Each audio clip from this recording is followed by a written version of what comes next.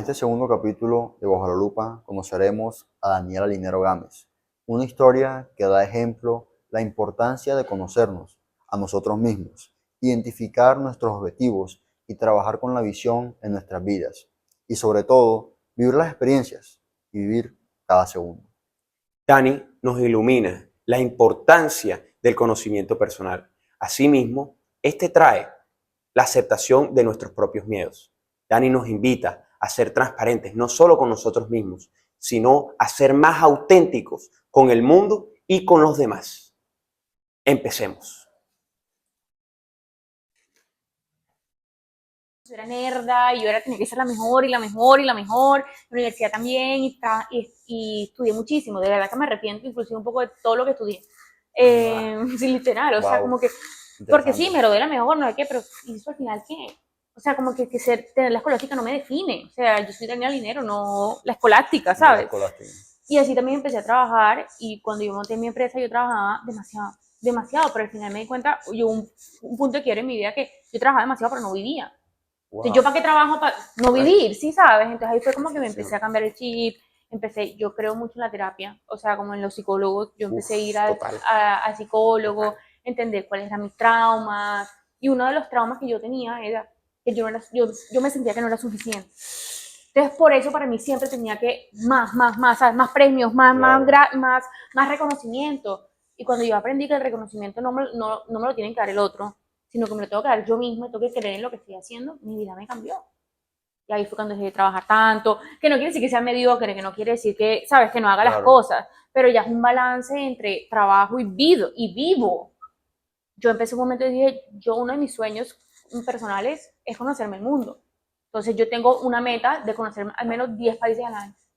¿Qué va? Y lo he hecho. Wow. En los últimos 5 años. Eso sí, yo vi que en los posts en LinkedIn, que tú has como que viajado bastante. He viajado un montón, porque dije, eso es parte de vivir. Si me voy a matar trabajando, estudiando o whatever, también es para que el otro lado pues lo pueda vivir. Y la gran parte de lo que he crecido, conocido, ha sido viajando. Wow. Los viajes. Wow. Los viajes. O sea, 10 viajes al año. Al año. Ay, qué vaina bacana. Wow. Si yo te digo que, si te hago la pregunta de que cada viaje que tú haces, ¿cuántas experiencias puedes crear tú en un solo viaje?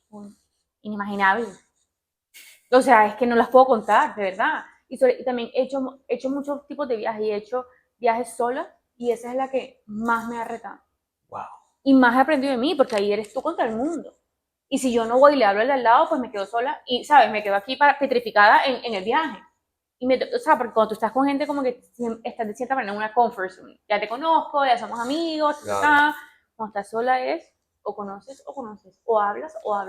En presión. Y ahí es, o sea, a mí muchas ideas también de emprendimiento, de todo, se me han venido desde los viajes. De gente que he conocido. O sea, es como ese momento que generas espacio para tu mente. Y yo pensaba que trabajar era estar sentado en un computador y estar haciendo así. Pero muchas veces tú estás, no sé, en la playa, en cualquier lugar del mundo, y estás pensando cosas. Y se te viene la idea del siglo en ese momento. Y no estás trabajando, no estás en un computador, estás de vacaciones, pero le estás dando, o sea, como espacio a tu mente para que efectivamente cree cosas nuevas. Cuando estás así, nunca te va a llegar ese momento de creativación. Yo cuando las mayores cosas que yo en mi trabajo, porque mi trabajo también es un retador, me vienen en el gimnasio, no estoy a las 10 de la mañana. No estoy trabajando, no estoy nada, pero pues en ese momento que me imagino que también científicamente que la dopamina, que no sé qué, que el cuerpo, que esto, que lo otro. Y digo, ay puto, ¿por qué no lo hago de esta manera? Y ya llego al trabajo y lo ejecuto. Wow. Entonces, sí. Te hago una pregunta. Me hablas de ese momento en el que generas espacio.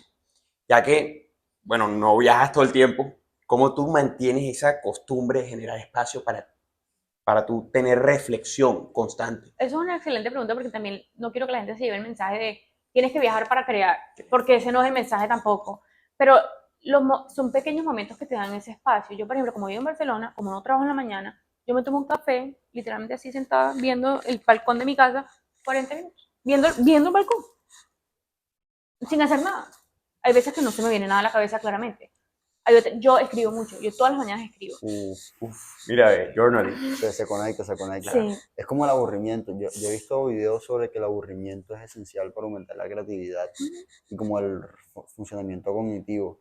Porque es que hoy en día se critica mucho al TikTok y a la dopamina y todo eso, pero incluso un problema es la hiperproductividad. Claro. La gente siempre quiere estar como que escribiendo, trabajando, sentada en un computador, como tú dices, y no les da tiempo a la mente como de pensar y generar esas ideas valiosas. Entonces, Pero ¿sabes por qué haces eso? Porque no eres capaz de estar solo contigo mismo. uf, Entonces tienes que estar ocupado todo el tiempo Total. para no pensar Claro. y para no decirte, oye, ¿yo qué estoy haciendo aquí? O sea, ¿cuál es mi vida? ¿Cuál es mi propósito? La gente, de verdad, yo, porque empecé este camino hace rato, pero la gente le aterroriza esas preguntas.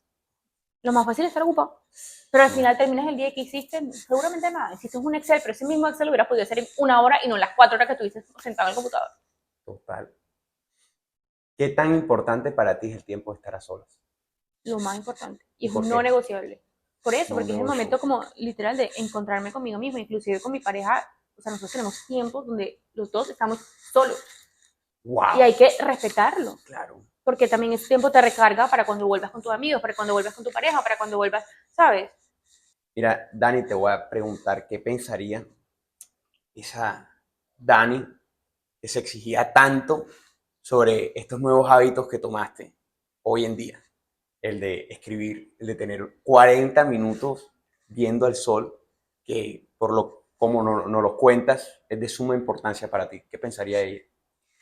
Uy, yo he hablado mucho con esa Dani del pasado y lo primero que le digo es, perdóname, porque no valía la pena tanto sacrificio y tanta cosa que estabas haciendo, ¿sabes? Como el estudiar tanto, el privarte de vivir en ese momento por ser alguien eventualmente, no sé si valía tanto la pena. O sea, creo que de pronto esa Dani más chiquita, teniendo estos espacios, estos hábitos, conociéndose mejor a sí misma, quizás inclusive hubiera tomado otras decisiones. No me quejo en lo absoluto porque siento que todo lo que uno vive pasa por algo y yo tenía que vivir eso, pero sí, lo que le digo es perdón y que eso nos sirva para no volver a caer como en esos malos hábitos de la hiperproductividad, de no parar, de estudiar. Yo a veces me acuerdo que yo no salía por estudiar un parcial o un examen, bueno, el parcial además en la universidad, pero yo no le recomiendo a nadie que haga eso. O sea, siento que la vida también es un balance entre ambas cosas. Hay que estudiar, hay que ser responsables, hay que cumplir con lo que uno tiene que hacer 100%, pero es que Sani no sobrecumplía, ella sobrecumplía y siempre tenía un afán de más y más y más que a veces no es necesario. Eso es lo que le diría. es como el enfoque en lo que de verdad uno tiene que centrar como el aprendizaje. O sea, me imagino que tú estudiando una noche un examen aprendes menos que viajando una 100%. semana, no sé, por toda Europa. Tiene que ser muy 100%. diferente el aprendizaje. Uf. Dani, y cuéntanos de estas experiencias que tuviste, porque me hablaste full en el periodo de la universidad. Me gustaría concentrarme ahí bastante, porque hay mucha gente, y me incluyo, que tiene este pensamiento que no son suficientes. Son suficientes en el sentido que tienen que seguir haciendo más, y seguir haciendo más, seguir haciendo más. Así que no sea necesario, solamente porque piensan que están behind on time. ¿Qué recomendación me dieras a mí y a aquellos que también se sienten con esa sensación que no son suficientes? Lo primero y para mí lo más importante fue identificar. ¿Y cómo lo identifiqué? Yendo a un psicólogo. No todos tenemos de pronto la posibilidad y otros que pensamos que está locos, que eso no es para nadie. Para mí es lo que yo más recomiendo en mi vida. Yo voy a terapia cada 15 días sagrado y no estoy loca y no me está pasando absolutamente nada. Simplemente es un acompañamiento en mi vida como para entender de dónde vengo. Todos tenemos inseguridades, todos tenemos traumas, todos tenemos síndrome del impostor. Entonces, qué rico es reconocerlos y trabajarlo. Entonces, lo primero que yo diría es como si sienten que están en una posición así, siempre hay ayudas que nos pueden ayudar a identificarlo, siempre hay herramientas. Para mí esas herramientas que son, y esto va a sonar muy pendejo, pero para mí parte de ser suficiente es darme espacio para descansar, darme espacio para dormir, darme espacio para estar con mis amigos. Porque entonces esa no soy suficiente es tengo que trabajar 14 horas porque es que si yo no trabajo 14 horas y un minuto no voy a lograr lo que quiero. Y no es verdad. Entonces esas otras herramientas que me ayudaron a tener como un balance en mi vida es lo que yo recomiendo y son herramientas que son gratuitas. Es dormir, es si te gusta meditar, meditar, es escribir, es tomar agua, es moverte en el día, o sea, no tienes que hacer la rutina de CrossFit más fuerte del mundo, no. Puedes dar una caminata alrededor de, no sé, del edificio, de la casa, de donde vivas. Entonces, es eso, es como darte espacios de esparcimiento que no solo sean el trabajo o el estudio, sino nutrirte de otras cosas que te ayudan a ver, digamos, la vida desde otra perspectiva. Yo tengo una pregunta un poco de icebreaker. Uh -huh. Entonces, estos lo voy a llamar como momentos de esparcimiento, como Uh -huh. en el que dejas que tu mente se empiece a pensar, relacionas con tus amigos, tiempo, voy a ponerle recreativo. Uh -huh. ¿Cuáles son los hobbies de Dani? Bueno, a mí amo el gimnasio. O sea, amo el gimnasio, pero como les digo, más allá de lo físico y lo que me representa, es mi salud mental, es mi terapia, es ese momento en el que yo como que descargo todas esas cosas que siento en el día, en el trabajo, porque al final, a ver, el trabajo es retador, el colegio es retador, todo es retador, o sea, uno también quiere cumplir, uno quiere hacer ciertas cosas, entonces es ese lugar en el que yo como que descargo todo y nutro mi salud mental. Y otro de los hobbies muy grandes que tengo el privilegio de poder hacer es viajar. Y eso es de lo que más me ha abierto la mente y me ha hecho ver que no necesariamente la manera en que yo veía el mundo es la única manera. En el mundo hay miles de culturas, miles de países, ¿sabes? Como miles de costumbres diferentes y poderlas conocer y vivirlas me ha hecho ver las cosas de una perspectiva totalmente diferente. ¿Cuándo fue ese momento que todo cambió? Porque te veo que eres una persona auténtica, que se expresa, que siento transparencia cuando nos hablas. Entonces, yo creo que esos momentos cuando tú dices, hey, algo está pasando, como que me siento diferente. Un Yo tuve momento, dos momentos de inflexión. Uno, cuando yo fundé mi propia startup, yo tenía 22 años. Nunca nadie me había enseñado qué era hacer una startup, qué era los impuestos, qué era la contabilidad, qué era manejar gente. Y mis socios en ese momento, que eran como mis ángeles inversionistas, hicieron una encuesta de clima laboral en la empresa. Saqué 0. Hitler era yo. Porque claro, lo que yo tenía en mi cabeza y lo que yo había visto antes era que un líder es distante, un líder como tiene cara serio, ¿sabes? Un líder es el que da instrucciones y ya está. Y mis empleados me odiaban. O sea, me odiaban. Y ahí yo siento que cuando te pasan cosas así, tú tienes dos caminos. O dices, bueno, así soy yo y ellos verán y pues ellos son los que se lo pierden. Sí, bueno, esto, la vida me está diciendo algo y yo quiero aprender de esto. Y en ese momento yo empecé con un proceso de coaching muy enfocado en el liderazgo y creo que ahí me volví pues la líder que hoy en día soy, que es una líder cercana, una líder vulnerable, una líder transparente y eso me abrió, digamos, pues todo un nuevo mundo que yo no conocía y que muchas veces en el colegio no te lo enseñan, es que nadie a ti te enseña a ser líder. Ese fue uno de los momentos y mi otro momento fue irme a vivir a Barcelona. Yo siempre había soñado con eso. Uno siempre como que siente que los sueños son lejanos, o sea, como que, ay, sí, yo sueño con irme a Barcelona, pero ¿cómo carajo voy a ir a Barcelona? Pues hoy en día estoy en Barcelona, entonces yo creo que uno tiene que ser fiel a esos sueños y cuando llegué a Barcelona, pues la cultura en Europa, pues sobre todo en España, la gente ya no vive para trabajar. Ellos trabajan para vivir. Aquí la gente en verano a las 2 de la tarde está en la playa. Cuando uno aquí en Latinoamérica también está acostumbrado, tengo que trabajar, tengo que estar de 8 a 6, y si me quedo hasta las 10 me va mejor. Y cuando yo vi que esto es un país que funciona, que la gente vive feliz, y que salen todos los viernes en verano, salen a las 2 de la tarde. En agosto nadie trabaja, se puede caer el país, la economía puede estar en cero, que nadie trabaja. Y eso también me empezó a cuestionarme como, es que la vida no es solo el trabajo, también puedo tener esos balances y desde que me mudé a Barcelona creé la vida que yo quiero, trabajo de 2 a 9 de la noche, toda la mañana la tengo libre, me pongo mis propios límites y le bajé tanto el trabajo que hoy en día tengo como más mente, ¿sabes? Más creatividad, más, sí, puedo traer nuevas cosas a la mesa porque no estoy tan saturada con el trabajo.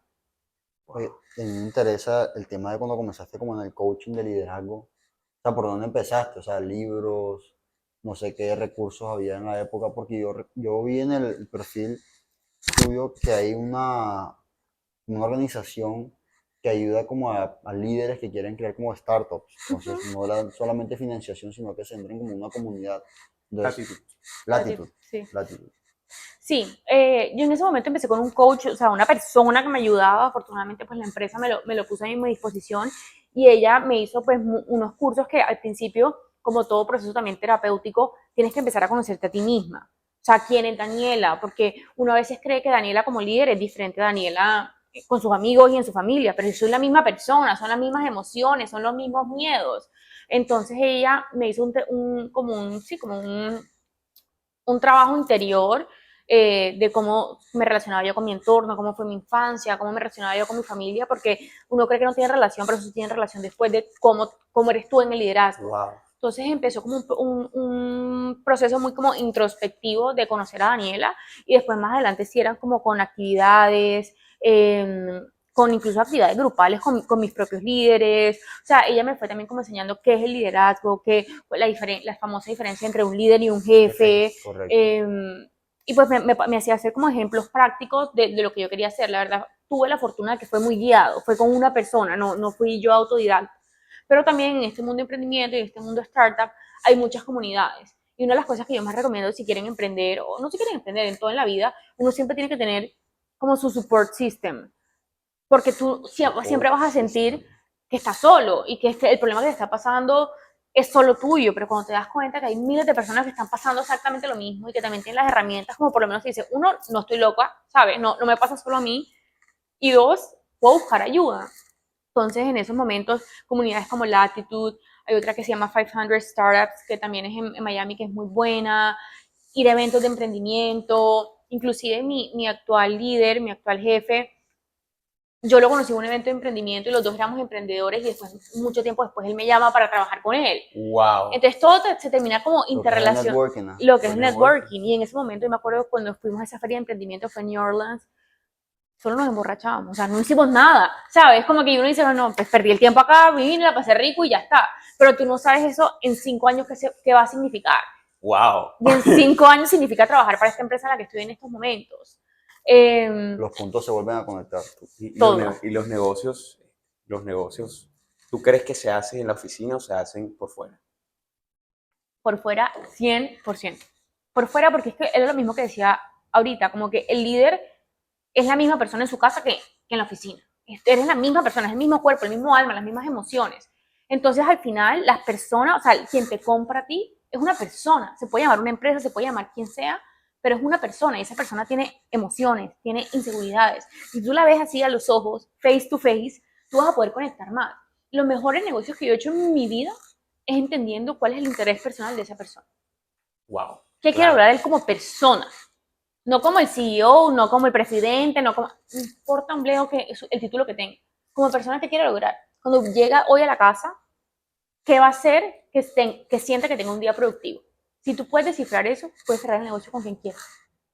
Es como lo que dice este Dale Carnegie, como de que de verdad haz que la otra persona se sienta importante y demuestre un interés sincero. Pero ¿cómo hace uno como para de verdad determinar cómo poder hacer que esa persona, digamos, se sienta cultivada por trabajar en el equipo? Ya porque obviamente es muy diferente, pero no sé si te ha pasado. Yo, por ejemplo, en el colegio a veces estoy trabajando con personas que de pronto no tienen esa misma ambición que uno, ni siquiera en el colegio, sino en otros proyectos. Y entonces, ¿cómo hacer que esas personas también se involucren y de verdad quieran seguir construyendo el proyecto que te estás haciendo? Añadiendo lo que estás diciendo, hay un libro de Dale Carnegie, se llama de Dale Carnegie Training, que se llama Maestría de Liderazgo. Y uno de los que aparecen ahí es un líder inspirador, que es totalmente, esa es la referencia la diferencia total, el antónimo de un jefe.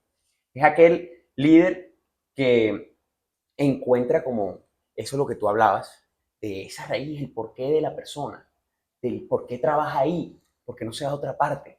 Entonces, él incluía que es que el líder tiene que ser base de inspiración. ¿Cómo le llegas a una persona que está triste, no tiene un propósito, no tiene un porqué? Lo que tú estabas hablando, no tiene un porqué, para que vea el panorama de tu empresa.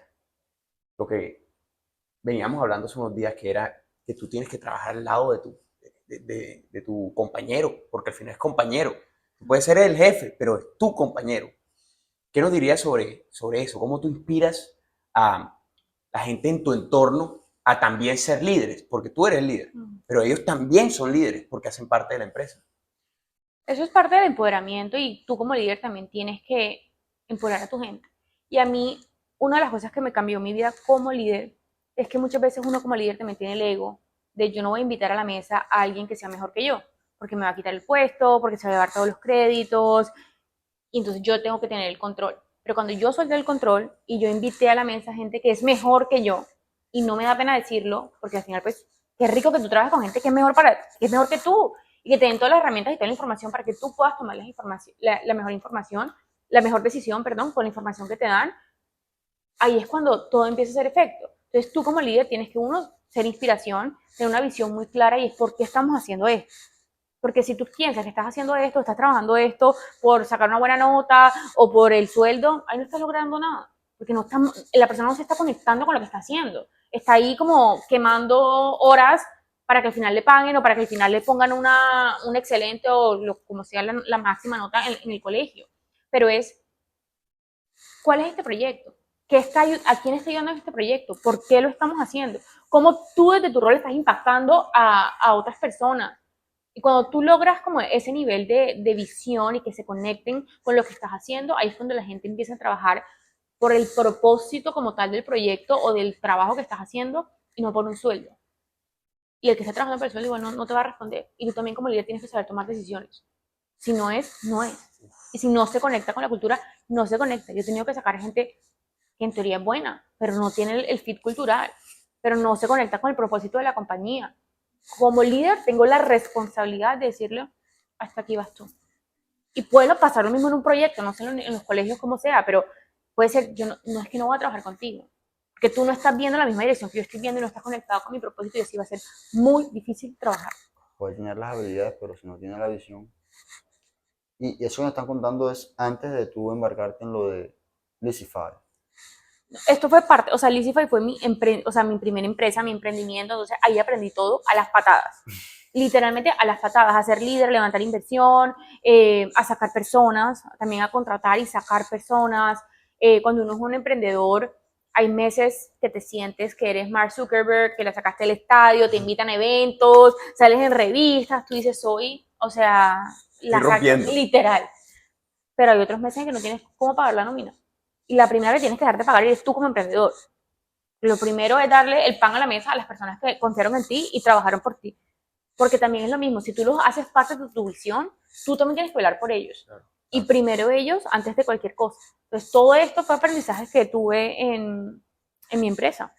¿Y cómo empezó esa idea? O sea, ¿cómo tuviste como el valor de decir, oh, este nicho necesita más desarrollo? Porque no entendías que Lisify lo que hace es que conecta a proveedores alrededor de todo el mundo con constructoras principalmente aquí en Colombia. Entonces, no sé si fue en uno de los periodos esos de 40 minutos que tú estabas en eso ahí reflexionando, escribiendo y de repente como que comenzaste como a formular la idea. Me imagino que fue un proceso largo, pero ¿cómo tú identificaste esa posibilidad de mejora y de añadir valor en esa área? Sí, no, en ese momento no tenía los 40 minutos todavía. Acabé de graduar de la universidad, no había cambiado el chip de tengamos un tiempo más de esparcimiento para Daniela, estaba trabajando muchísimo. Yo cuando estuve en la universidad, yo me fui a vivir a Barcelona, hice un intercambio. Me cambió la vida a Barcelona, sentí que Daniela se conectaba consigo misma. Después hice un intercambio en ProColombia, en Madrid, porque me quería quedar en España, lo conseguí y me quedé. Pero después, uno a veces tiene que ser un poquito más racional y me devolví a Colombia porque yo me quería transferir de la Universidad de los Andes a la Universidad de Barcelona para ya quedarme ahí, allá, pero me devolvía como 2 años porque no me homologaban todo. Y aquí era venir a hacer mi tesis y graduarme. Entonces yo decía, mi corazón puede estar en Barcelona, pero en este momento uno tiene también que ser racional y me devolví a Colombia. Les estoy contando todo esto para hilar de cómo claro, empezó, no, perfecto, cómo no, empezó perfecto, Lisify. Mi jefa en ProColombia, yo sentía que ella era como medio harta conmigo. O sea, como que no harta, como exigente. Estaba encima mío todo el tiempo. Y yo decía, pero ¿qué le pasa? Después de mucho tiempo me di cuenta de que ella me trataba de llevar al límite porque sabía que yo podía dar, ¿sabes? Que yo podía dar más y que podía hacer muchas cosas. Cuando llegué al país me dijo, quiero que hables con mi hermano, que él quiere montar un proyecto y quiero que tú lo ayudes. Uno como persona muchas veces dice que no sin saber.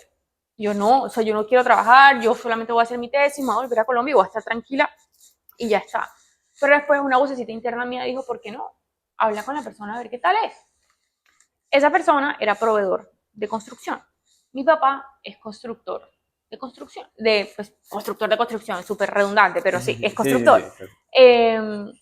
Y esa persona en su momento, él importaba mármol al país. Y me decía, quiero ampliar el portafolio de productos, que no sea solo mármol, sino iluminación, pisos, o sea, más acabados de construcción. Como yo tenía que hacer mi tesis, yo dije, maravilloso, yo voy a hacer mi tesis de esto. Y empecé a hacer mi tesis del proyecto que él quería montar en su empresa.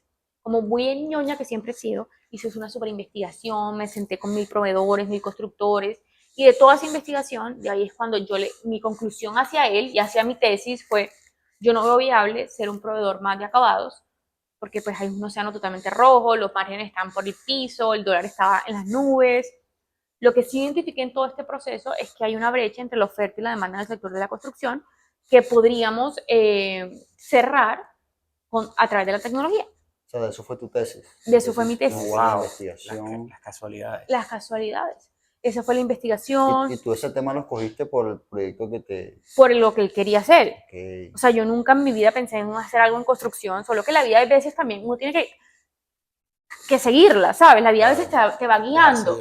Si me hubiera cerrado, no, rotundamente no, yo no voy a trabajar con él, pues no les estuviera contando esta historia, seguramente no hubiese emprendido nunca, ¿sabes? Como que todo lo que ha pasado después de eso, seguramente no, o sea, no hubiese pasado.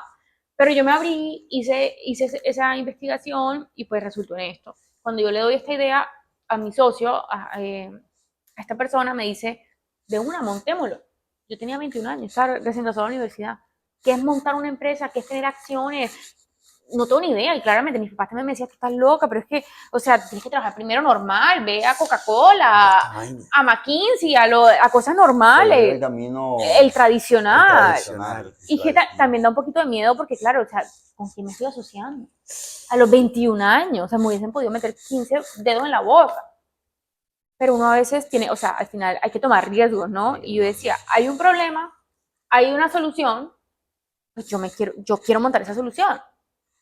Y así fue como empecé a emprender en Leasify. Wow. Mira, me hablas de riesgos y Intuición. usaste una palabra que yo ando trabajando muchísimo, que son las decisiones. ¿Cómo tú tomas esas decisiones? Porque, mira, hasta tomar las decisiones más pendejas, como lo andamos hablando aquí de, ¿qué será que me tomo? ¿Agua o me tomo un café? ¿Me compro este perfume o me compro el otro perfume? ¿Cómo tú puedes llegar a tener una estructura en tus decisiones? Porque mira que esta decisión que tomaste de empezar esta empresa con tu socio, mira hasta dónde te ha llevado. Okay. Yo creo que son dos cosas. Uno, yo confío mucho en seguir la intuición. Mi intuición me ha llevado a lugares que mi raciocinio nunca me hubiese llegado. Así también, así como decidí montarla, así también decidí dejar mi propia empresa. Y todo el mundo, ya cuando la empresa era grande, salió, pues era exitosa, estás loca, ¿cómo te vas a ir de tu propia empresa? Y mi intuición me decía, tu tiempo ya se acabó. Y la gente me decía, pero es un Excel, pon pros y contras. Yo no hice Excel, yo no hice nada de esas cosas. Yo dije, mi corazón me dice que se acabó mi ciclo en esto y voy a dar un paso al costado. Entonces, lo primero es la intuición. Y lo segundo es siempre ponerse deadlines. Porque tú te puedes quedar con la mente y será que sí, será que sí, será que sí, se te fue un año y todavía estás pensando en será que sí. Una de las maneras para mí tomar decisiones es, ok, no sé qué voy a hacer en estos momentos, pero me voy a dar hasta el 15 de marzo. Y el 15 de marzo tengo que tomar una decisión, me tengo que obligar a mí misma a tomarla, porque es que si no me voy a estar así por siempre. Entonces, esas son las dos cosas que me han servido, seguir mi intuición y ponerme deadlines con las decisiones. ¿Y cómo tú identificas la intuición? Eso no falla, eso te dice, o sea, por ejemplo, cuando yo dejé mi propia empresa, llegó un punto en que yo lloraba todos los días antes de empezar a trabajar. Tu cuerpo te habla. Estoy mamada, no me conectaba, iba a reuniones y yo decía, pero no estoy aquí presente. Y uno se conoce más que nunca. Y un emprendedor y una persona que le apasiona un proyecto quiere estar ahí y, o sea, así hayan dificultades, uno lo sigue. Yo solo dejé de sentir. Entonces dije como, por ser emprendedor y por tener la empresa no tengo que sufrir toda la vida. Si yo sentí que ya me desconecté y tengo que ser fiel a eso, porque es que si yo no me soy fiel a mí misma, ¿quién va a hacerlo? Total. Nadie. Total. Wow. ¿Cuál ha sido de esas decisiones que tú dices por fuera del Leasify, bueno, después de ya de Leasify, que te llevaron a seguir el camino por Barcelona? Porque me imagino que después de eso te fuiste a Barcelona, ¿no? Sí. Entonces, claramente yo, desde, como les conté, yo estudié en Barcelona, entonces desde ese momento, esto fue hace 10 años, yo moría por volver. Pero fue cuando me vine aquí, empecé a emprender, entonces como que las cosas se van difuminando. A mí estando en Lisify me entró el coge-coge, como decimos por aquí, de hacer un MBA. Quiero hacer un MBA, quiero hacer un MBA, y lo quiero hacer en Barcelona, en Barcelona, en Barcelona. Me puse a estudiar el GMAT, qué cosa tan horrorosa, o sea, y me metí en la cabeza que quería hacer un MBA. Y después de un tiempo, ya yo habiendo estudiado, habiendo hecho el examen, me costó un montón, yo dije como, ¿por qué quiero hacer un MBA? O sea, ¿cuál es la razón de fondo, Daniela, que tú quieras hacer un MBA? Porque por lo general muchas veces la gente que hace los MBAs, no sé, está en una carrera de consultoría, una carrera financiera, y los MBAs te van ayudando como a escalar, digamos, dentro de tu carrera. Pero yo como emprendedora, yo decía, ¿qué caras me va a dar un MBA? Y cuando empecé a hacer esa reflexión interna me di cuenta de dos cosas. Uno, que quería hacer el MBA por volver a Barcelona. Y dos, que quería hacer el MBA por conocer nuevas personas, o sea, como por abrir mi networking. Pero yo dije, pucha, pero ¿cuál eso lo puedo lograr sin hacer un MBA? Entonces ahí fue cuando dije como que deja de maquillar las cosas y decirte a ti misma cosas que todo el mundo hace. ¿Tú qué quieres hacer? ¡Wow! Y ahí fue cuando dije, lo que quiero es vivir en Barcelona, no necesariamente hacer un MBA, es vivir en Barcelona. Entonces ahí la conversación cambió de, ok, ¿qué necesito para irme a vivir en Barcelona? En ese momento necesitaba un trabajo en el que me pagaran en una moneda fuerte, porque desafortunadamente ganar en en pesos y vivir en Barcelona pues no hace mucho, Insostenible. sí, no da la matemática. Y dos, necesitaba una residencia, o sea, algo que me permitiera vivir en Barcelona porque pues yo no podía vivir en Barcelona en ese momento. Entonces abrí ambos frentes. Uno es cómo hago para trabajar, yo me propuse cómo hago para trabajar en una empresa gringa. Quiero trabajar en una empresa gringa, ¿qué tengo que hacer para llegar ahí? Y el otro frente que abrí fue, bueno, ¿qué posibilidades tengo de tener una visa de nómada o de que me den un pasaporte europeo? Y empecé como a evaluar ambos caminos. Me costó como 5 años después de que tomé esa decisión, pero eventualmente empecé a trabajar en una empresa gringa y tuve mi pasaporte italiano. Entonces eso fue lo que ya me preparó para volver a Barcelona 10 años después de que quería hacer ¡Wow! Claro, identificar y como crear el plan, o sea, el plan. tener la visión clara. Me hablas mucho de como la educación, sí, que querías hacer un MBA, pero descubriste que lo importante era lo que tú de verdad querías y que tú eres emprendedor, o sea, que te iba a aportar el MBA. Entonces, me produce curiosidad en tu periodo en la universidad y en los intercambios que hiciste, ¿qué crees que fue lo que más valor te dio? Porque nos comentaste que obviamente estudiar y desvelarte una noche por estudiar un parcial a veces no representa esa ganancia como muchos tienen en la mente, de que no, yo estudio 10 horas seguidas y ya soy el mejor. Entonces, como que en la universidad, ¿qué fue lo más valioso de eso? Puede ser el networking, las experiencias que conocí, las personas que conociste. Sin duda alguna mi universidad me dejó varias cosas, pero entre las mejores las conexiones que tengo hoy en día, que me han servido muchísimo. Muchas de las personas que estudiaron conmigo han trabajado conmigo, me han recomendado, me han dado nuevos clientes, entonces eso sin duda es de las cosas más importantes. Y ese intercambio, yo sé que hablo mucho de Barcelona y que parece que estoy obsesionada, pero abrirme y irme a Barcelona en ese momento y empezar a ver la vida como de otra manera fue lo que también me dio muchas herramientas para más adelante tomar otras decisiones en mi vida profesional. Entonces, si están en el colegio, si están en la universidad y tienen la oportunidad de irse puede ser un campo de verano, puede ser un curso de un día, o sea, que no tiene que ser, me voy a vivir 3 años a la Patagonia, es como si hay escenarios o ambientes que los permiten salir de su zona de confort y conocer nueva gente, eso es lo que yo más reconozco en mi vida.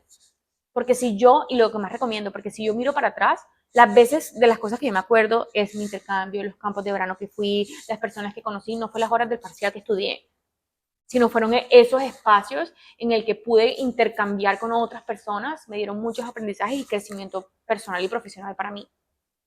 Ya que recalcas bastante que lo importante de las experiencias no son esas largas horas, no son esos largos sacrificios, sino esos momentos que se llenaron de emoción, de valor. Te quiero hacer la pregunta de que tú cómo construyes esas buenas conexiones, porque ahí vi que en tus posts siempre hablas de la gente. good people, de las ¿Cómo buenas es personas. Customer experience. Customer experience. Claro, porque mi trabajo es ese, ¿no? O sea, mi trabajo es retener clientes. Y yo aprendí que la retención de clientes es humanidad. O sea, muchas veces el cliente no se va, no es por el servicio que le están dando, o sea, no por la plataforma o por el producto, no se van es por ti. Wow. O son capaces de venirme a decir, Dani, me están ofreciendo esto en otro lado, Dani, de verdad estoy hasta aquí, o sea, como que no tengo más presupuesto, ¿cómo me ayudas? Pero es porque ya tú creaste una conexión con la persona y esa persona ya se siente de cierta manera como que te debe algo, o sea, de cierta manera cierta lealtad. Entonces, tanto de mi trabajo como lo que hago en mi vida personal siempre ha sido de crear conexiones vulnerables. Y conexiones vulnerables es conexiones, lo que les dice hace un tiempo, es qué quiere lograr la otra persona. O sea, todos nosotros tres acá, cada uno tiene sus propios miedos, sus propios sueños, cosas que quieren lograr. Entonces imagínate, voy a hacer un ejemplo hipotético, que hay algo muy famoso que se llama el síndrome del impostor. Sí. Es que tú sufres del síndrome del impostor y que sientes que no perteneces y que no mereces. Y si yo logro conectar con eso e inclusive como reafirmarte que sí perteneces, es que lo que están haciendo es increíble, es que están empoderando a mucha gente, tú vas a decir, pucha, ella me está llegando a una fibra que el de al lado no me está llegando.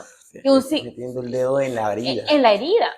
Entonces, que un simple proveedor normal no me está llegando. Ella sí. Claramente no estoy diciendo que uno tiene que volver un psicólogo, ni mucho menos, no. Pero cuando uno tiene conversaciones reales, ¿sabes? Como que tú puedes identificar muchas cosas que te permiten conectar a otro nivel con la persona con la que estás hablando, sea tu empleado, sea tu líder, sea tu cliente, sea tu proveedor.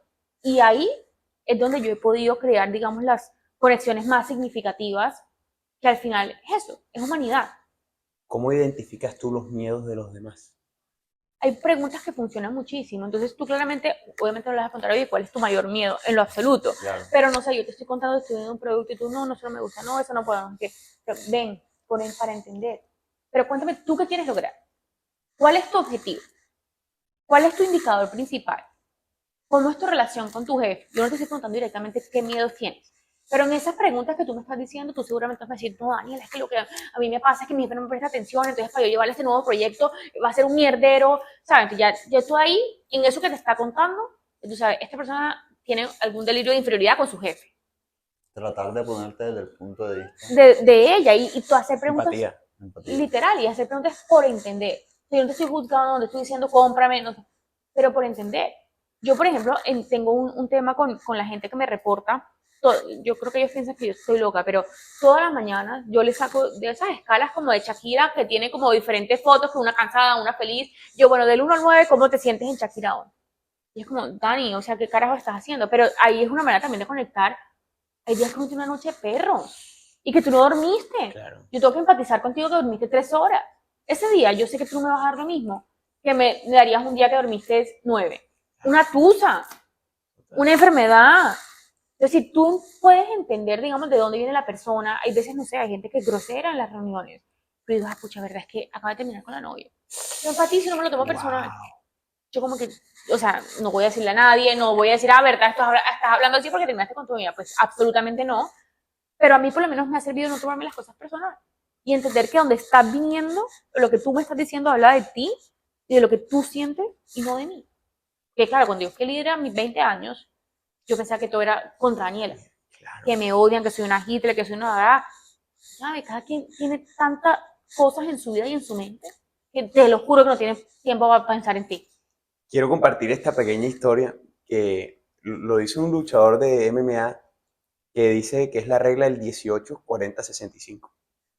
A los 18 piensas que todos piensan en ti, que todas las acciones que tú tomas son acercadas a ti. Entonces, si tú te montas, ¿verdad? Juanma se montó al escenario. ¡Wow! A los 40 te das cuenta, oye, en verdad nadie pensaba en mí. Pero a los 65 te das cuenta que a nadie le importaba. A nadie le importaba, ¿por qué? Porque todos son el personaje principal De su propia historia. De su propia historia. Tal cual. Entonces, con eso, ya que cada uno es el personaje principal de su propia historia, y cada uno, como lo dijiste, tenemos nuestras propias inseguridades y miedos. ¿Cómo tú luchas con tus miedos? Yo creo que lo más importante es reconocerlo. Yo siempre digo eso. Si tú no eres, o sea, si no lo reconoces y identificas qué es lo que te pasa, nunca lo vas a poder trabajar. Entonces, cuando yo estoy un escenario en el que de pronto me salgo de control o me dio mucha rabia algo que dijiste o estoy viendo a alguien allá y no me gusta su comportamiento, mi primera pregunta hacia mí es, ¿eso por qué me está afectando? Y muchas veces, o sea, y esto es una historia muy pendeja, hay una persona en el gimnasio que levantaba muchas pesas y se filmaba y a mí me molestaba. Yo decía, pero yo, ¿por qué voy a estar molesta por una persona que levanta pesas, o sea, una mujer levanta muchas pesas y que se filma?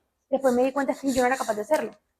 Y por eso me daba rabia lo que ella estaba haciendo, o envidia lo que ella estaba haciendo. Pero claro, uno se puede quedar como, ay, pobre pendeja, no hay que criticarla a ella, pero si mi labor conmigo misma es, ¿qué me está diciendo eso que me está afectando de mí misma, no de las otras personas?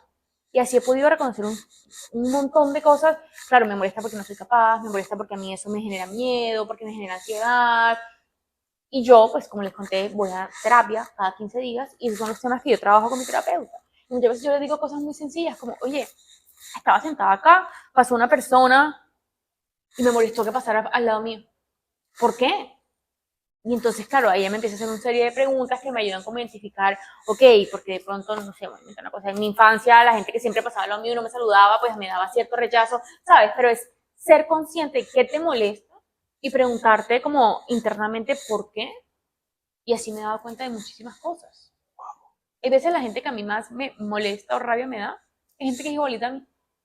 Entonces al final yo me veo en esa persona y repelo, claro, como que repelo lo que estoy viendo, pero es porque me estoy viendo a mí misma las cosas que a mí no me gustan. Pero uno tiene que tener un nivel ya como de conciencia, de trabajo interno, para darse cuenta de estas cosas. Al final, a ver, a mí me hubieran contado esto en el colegio y creo que yo no sabría de qué me están hablando. Pero un poquito es como vivir la vida, porque la vida es muy linda, gozársela, hacer todo lo que quieran, que les apasione, pero si llega un punto en que uno tiene que empezar a mirar para adentro, porque adentro tú hay muchas cosas que te dan muchas respuestas, que te permiten sanar y que te permiten también enfrentar la vida de una manera diferente, más empática, más humana, más auténtica. Como tú, Empatizar contigo mismo. sí, y cuando tú empatizas contigo mismo, es como ese momento vulnerable. ¿Tú cómo puedes llegar a empatizar con una persona que tiene el imposter syndrome o que él mismo se puede empatizar con él mismo? Porque es que yo te cuento una breve historia. O sea, yo de pequeño y yo me veía al espejo y no me gustaba, yo me detestaba. Y esto lo puedo decir con toda la transparencia del mundo, yo me detestaba. Pero es que yo tomé la potestad de mi propia vida. Yo dije como que, hey, nadie va a venir a mí a salvarme. Nadie va a hacer el trabajo que yo quiero conseguir. Nadie lo va a hacer. ¿Qué tipo de relación y conversación o debate esta persona puede llevar en su mente y dentro en su alma para poder salir adelante? Yo creo que vuelve un poquito a lo mismo que es identificarlo, o sea, serte honesto a ti mismo de, me está molestando esto, no soy capaz de verme al espejo, me está costando levantarme de la cama, no me conecto con nada. O sea, es como identificar esas cosas que no te gustan de ti y preguntarte por qué. De todas maneras, yo siempre recomiendo hacerlo con un terapeuta, porque nosotros no somos terapeutas, ¿sabes? Si tienes la oportunidad de ir a un psicólogo y contarle esas cosas que sientes, creo que o sea, ese psicólogo te va a dar muchas perspectivas que tú mismo de pronto no puedes llegar, que ese es el trabajo de ellos, ayudarte como a excavar lo que tienes adentro. Ok. Pero yo creo que lo primero es decirte las verdades en la cara a ti mismo. No me gusta esto de mí, no me gusta mi estilo de liderazgo, no me gusta hablar con esta persona. Y de ahí, de esa identificación, es que puedes trabajar muchas cosas internamente. Yo siendo líder, por ejemplo, yo siento que hoy en día mi trabajo es ser psicólogo. Y yo muchas veces también le hago ciertas preguntas pues, a las personas que trabajan conmigo. ¿Cómo te sientes? No solo cómo te sientes, sino cuál es, cuál es tu mayor reto en estos momentos. ¿Qué te quita el sueño? Puede que sean cosas que ni siquiera sean del trabajo, pero eso también me permite a mí, como uno, entender cómo está la persona y de dónde está viniendo, y dos, eso también les ayuda a ellos a verse internamente, porque también uno tiene, y sobre todo cuando uno tiene una reunión con su líder o con su jefe, uno piensa que solo toca hablar de trabajo, solo tengo que decirle que los números van bien, que vendí tanto y ya está. Pero ese no es mi approach. Yo tengo dos tipos de reuniones con mi equipo. Una que es solo números, y ahí sí solo te voy a preguntar por los números, cómo vas, cómo hemos avanzado. Y otra que es como el one-on-one, que es como más vulnerable, más cómo estás, cómo te ayudo, qué te reta. Hay mucha gente que también está haciendo líder por primera vez. Nadie te enseña eso. ¿Qué sientes? Entonces ellos me empiezan a contar, siento que las personas que me reportan no me respetan. Ah, ya ahí te estás dando cuenta. ¿Por qué sientes eso? No, porque les pido un trabajo y no me lo entregan. Ah, y has probado esto, y has probado lo otro. Entonces, en lo que yo pueda, pues les doy herramientas que a mí me han funcionado para que ellos puedan ser exitosos como líderes. Pero al final ahí, si ahí hay un tema mucho más deep, ahí sí que, o sea, lo ideal es ir a un terapeuta porque pues tampoco soy experta en el tema. No, Impresionante. total. Y ahora que me cuentas de que has tenido este rol como terapeuta, que dices que eres como psicóloga en la empresa, tu trabajo, ¿cómo tú haces para ganarte el respeto no solamente de tus empleados, de la gente, no me gusta decir empleados, pero como Sí, la gente que Cowork. trabaja sí, la contigo. gente con la que convives en tu trabajo, y no solamente con ellos, sino con la gente por fuera? ¿Cómo tú haces como que llegas a un lugar, conoces a más gente y empiezas a hablar con ellos, te conversas y te ganas como el aprecio y logras conectar con esa persona? Yo creo que uno a veces siente que uno tiene que ser como mostrarse fuerte, seguro, para conectar más y para que te respeten. Yo he aprendido lo contrario. Entre yo más vulnerable y transparente sea con mi equipo y con las personas a mi alrededor, más he conseguido. Yo he llegado a reuniones con mi equipo y les digo, oigan, estoy frustrada porque no sé cómo hacer esto. Y cuando tú les dices eso, la gente dice, ella tiene la capacidad de abrirse, tiene la capacidad de ser transparente y todo el mundo te quiere ayudar. Dani, no sabes cómo hacer esto, hagamos lo otro. Y me da un montón de ideas que yo por estar frustrada y por estar como metida en el tema, no lo estaba viendo. Entonces, parte para mí de ese respeto es ser un líder inspirador, ser un líder vulnerable, ser una persona transparente. Yo voy a un cliente y le digo la verdad. Oye, tío, íbamos a hacer esto, pero resulta que ya no lo podemos hacer porque no es viable económicamente para nosotros, ni tú ofrecerte esto. Pero no se lo decoro, que tiene que ser esto, de hablar, le digo la verdad. Y siento que hablar con la verdad y que hablar con ese, o sea, sí, con esa transparencia es lo que permite que la gente crea en ti, porque al final eres una persona que eres abierta, honesta, transparente. Y, y también una de las cosas es dar ejemplo. Porque el líder no solo mandar, el líder no solo decir esto, sino que, pucha, si nos tenemos que quedar hoy hasta las 11 de la noche, yo me quedo aquí contigo y yo te apoyo. Y líder es, o sea, darle reconocimiento a tu equipo y no a ti. O sea, aprender como a quitarte ese ego que tiene que ser tú el que brilla, que brillen ellos. Que darle reconocimiento al otro, que eso es lo que te hace de verdad que la gente diga como, pucha, esa persona es inspiración, porque ni siquiera se está llevando el crédito a ella misma o él mismo, sino que está ayudando a que todo el mundo crezca y que todo el mundo aprenda. Entonces, para responder ahí es siendo muy vulnerable y siendo ejemplos que me ha funcionado para que pues, la gente como me camine, por así decirlo. Dar ejemplo. No, yo creo que a mí me gustaría cerrar. Hemos hablado de muchas cosas y creo que todas las acciones que tú has ido tomando de cierta forma cada vez para buscar como esa felicidad o, o ese sentimiento de estar lleno en el ser. Entonces, como una recomendación que tú le darías a los jóvenes de, hey, esta es la verdadera felicidad. Sí, yo creo que la felicidad es como subjetiva a todo el mundo, pero lo más importante es que puedan contestarse eso a cada quien, como cuál es mi propósito, qué quiero hacer yo en el mundo. Les prometo que ganar plata no es un propósito. Les prometo que ser el mejor no es un propósito, porque eventualmente vas a ser el mejor, vas a ganar mucha plata y vas a decir, ¿y qué? ¿Y esto qué era? O sea, ¿y qué? Al final, para mí, desde mi punto de vista, la felicidad es esos pequeños momentos, es tomar un café con calma, es tener un slow morning, es ayudar a otros, es devolver todo lo que he aprendido a otras personas. Yo con este podcast, hoy me voy a ir a la cama sintiendo que cumplí mi propósito. Si a ustedes dos o a dos personas más que nos vean le llega el mensaje que yo les estoy dando, ya yo cumplí mi propósito. Eso no tiene nada que ver cuánta plata tengo en mi cuenta, cuál es mi próximo viaje, cuál es el título que tengo en la empresa en la que trabajo. Entonces es entender que obviamente hay que trabajar. El trabajo es un vehículo importante, el trabajo también te empodera. Ser una persona con un cargo chévere, importante, que tengas un impacto, obviamente te va a ayudar en la autoestima. Pero al final es no perseguir la plata o el éxito o la fama o el mejor, sino perseguir eso que te conecta con tu vibra. Para mí, como les dije, es ayudar a los demás. Para otra persona puede ser cualquier otra cosa. Pero mi recomendación sería, y chévere en estos momentos que se están graduando en la universidad, o sea, yo en el colegio jamás hubiese pensado que iba a ser esta persona hoy en día. O sea, si yo le hablo a la Daniela de senior de 11, en mi momento era hasta 11, yo lo que le diría es, Dani, créetelo, cree en ti, de verdad, créetelo, tienes todas las capacidades y tienes todo para alcanzar tus sueños. Y no persigas lo material, no persigas el que dirán, persígate a ti. Y persigue lo que te dice ese corazón, que ese corazón sabe mucho, mucho más de lo que tú crees. Y eso sería lo que yo les diría a ustedes. Ahora que están a punto de graduarse, definan qué es la felicidad y el propósito para ustedes.